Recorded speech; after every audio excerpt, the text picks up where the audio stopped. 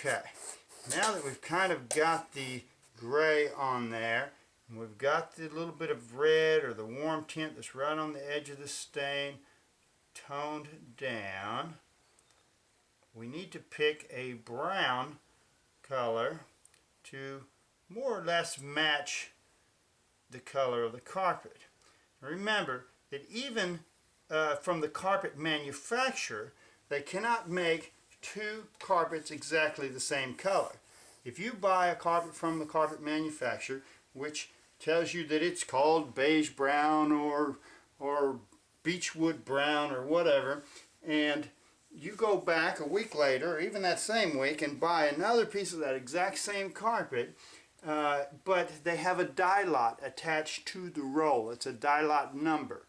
If you seam two pieces of carpet together with a different die lot number, you will immediately be able to see the difference in the shade of those two colors. If you separate it from room to room, you will not know. Every carpet company understands this, that if you have rooms that are separated by a tile or wood floor, the die lot is not as important because the color from a distance separated will look the same. But anytime you seam those two pieces together, that exact line in that seam becomes extremely apparent that those are two different die lots or shades of the exact same carpet. And the reason I mention this is because if the carpet manufacturer cannot make one die lot or one vat of dye to be exactly the same color as another vat of dye, or one run of carpet used with that dye lot to be exactly the same color as another dye lot, then it's impossible for anyone to expect that they could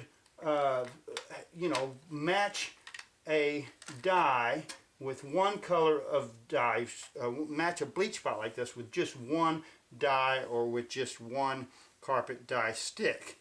I have people sometimes call and say, which dye stick do I need? Well, you will always need more than one dye stick because you will have to shade a few different colors together. So I've picked a fairly dark brown that looks similar to this color.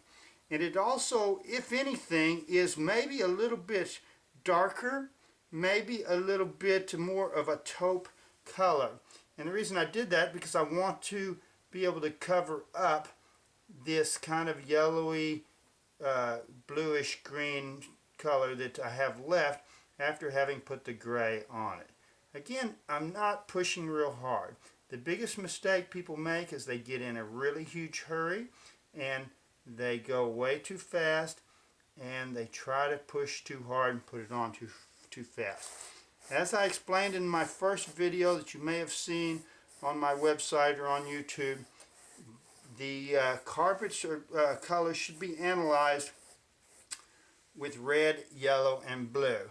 Or, as I described in that video, I describe the colors as either being a warm color, which means that it has a lot of red in it, possibly red and yellow in it, because it's warm. And another color I would describe would be a cool color, which means it has a lot of blues in it. The gray that I just used has a lot of blues in it. And so when you mix blue and yellow together, you get green. So now I've brought it to kind of a greenish tint, even though I'm sure you can see on the video that the color is matching quite well and that the stain is going away very quickly and very easily. But you can still see kind of this green shade in it, which is the grayish blue mixed with the yellow. So now I'm going back with a dye stick that is similar to the color on the carpet. Again, you will always have to mix some colors together. You can never expect one color is just going to cover it up like matching it. It's not like paint. Even with paint, if you cover a wall that was a blue wall and you try to make it white, that blue is going to show through until you put 3 or 4 coats on it. With dye, you have to mix with the color that you have. Dyes are a mixture of what's on the carpet and what you're adding to the carpet. That's why you want to analyze your colors from a standpoint of red, yellow, and blue. Now I've put this on pretty lightly, and I think that it may still be a little dark. So I'm going to take another one which is a little more of a sandy color. As you can see, some of my dye sticks, and again this is a used set. This is the brand new set that you will get. This used set that I've used hundreds of times for repairing people's carpets Comes in many different shades. A very dark brown, which is too dark for this carpet. A very kind of cameo, taupey, kind of warm brown.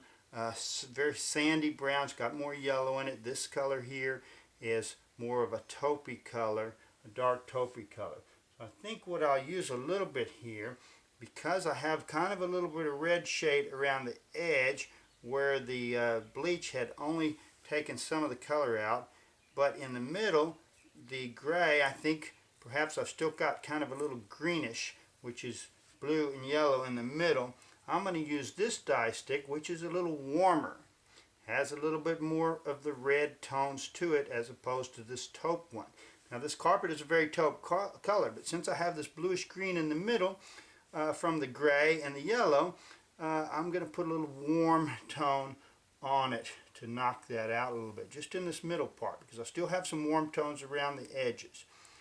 Not real difficult to do, folks, and like I said, the big mistake everybody gets in is just to try to be in too big a hurry and to try to press too hard.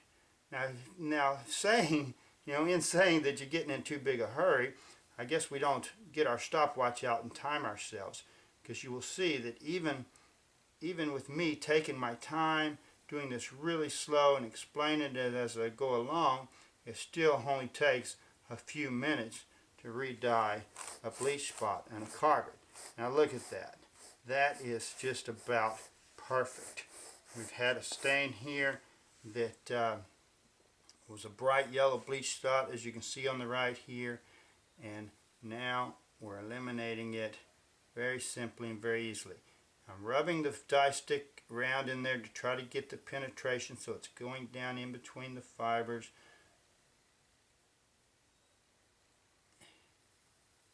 It's wet. The carpet is wet, so sometimes it's going to come out to be a little bit darker than the dry portion of the carpet. So it'll even look better when it dries. When I run the brush over it, it causes more penetration. It causes the dyes to go down into the fibers more. So as I do it, sometimes it'll lighten the dye up a little bit. So I put the brush on it to get good penetration, and then when I brush over it, it lightens up a little bit. Now whatever you use to clean the carpet, whether it be a shop vac and a spray bottle, a Bissell machine, one of those little rechargeable electric spot cleaners, or a professional carpet cleaner, if you've got an extraction unit, something you can extract, and if for some reason you're just really bad at colors and you got it on too dark, then while you're working on it, while it's still wet, you can spray some on it and re-extract it. Once you get your color just right, you can just let it dry, and then you've got a permanent situation.